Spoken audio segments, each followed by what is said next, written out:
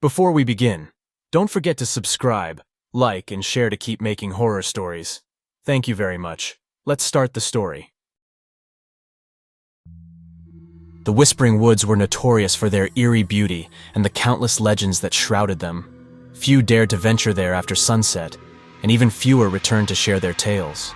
The forest was named for the strange whispers that seemed to float on the air, a constant chilling murmur that sounded like the trees themselves were speaking. Jake, Sarah, Emily, and Chris were thrill seekers, always looking for the next adrenaline rush. They had explored abandoned buildings, hiked dangerous trails, and swum in secluded lakes. When they heard about the Whispering Woods, they knew it was their next adventure. "Let's do it," Jake said, his eyes gleaming with excitement. "We'll camp there overnight and see if the stories are true." The others agreed, eager for a new challenge. They packed their gear and set off on a warm summer evening, the sun casting long shadows as it dipped below the horizon. The entrance to the woods was marked by a wooden sign, weathered and splintered, with the words "Whispering Woods" barely legible. As they crossed the threshold, the air seemed to grow colder, the light dimmer. The forest was dense, the trees towering and ancient, their branches entwined like skeletal fingers. The ground was covered in a thick layer of fallen leaves that muffled their footsteps. "Do you hear that?" Emily whispered, her voice trembling. They all stopped and listened. At first, there was nothing but the rustling of leaves in the breeze. Then they heard it, a soft, indistinct whispering, like 100 voices speaking at once just out of earshot. "It's probably just the wind," Chris said, though he didn't sound convinced.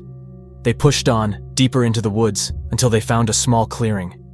It was an ideal spot to set up camp, the moonlight filtering through the canopy, casting eerie shadows on the ground.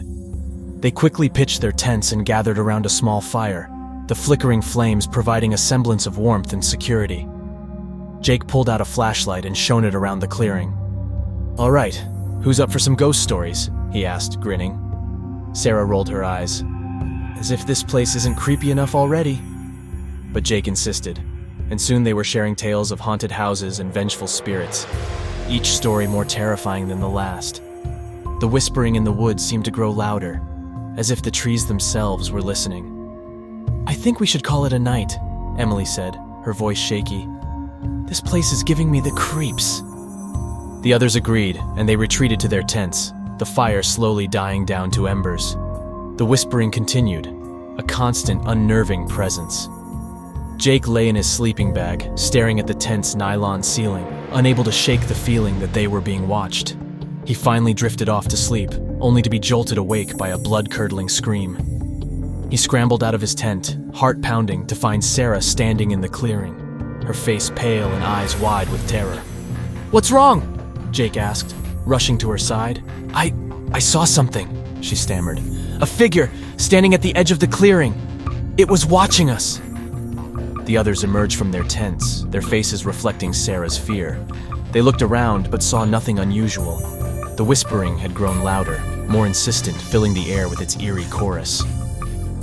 "Maybe it was just a shadow," Chris said, though his voice lacked conviction.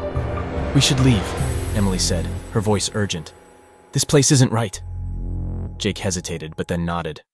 "All right, let's pack up and go." As they hurriedly packed their gear, the whispering seemed to intensify, the voices clearer now, almost recognizable. It was as if the forest itself was trying to communicate with them. Suddenly the fire flared up, casting a blinding light, and in the flickering flames they saw them, shadowy figures standing at the edge of the clearing, their eyes glowing with an unnatural light. "Run!" Jake shouted, and they bolted, abandoning their gear in their panic. They raced through the forest, branches clawing at their clothes, the whispering growing louder and more urgent. The figures followed, gliding through the trees with unnatural speed. The forest seemed to close in around them, the path disappearing, leaving them disoriented and lost. "Where's the way out?" Sarah cried, her voice breaking.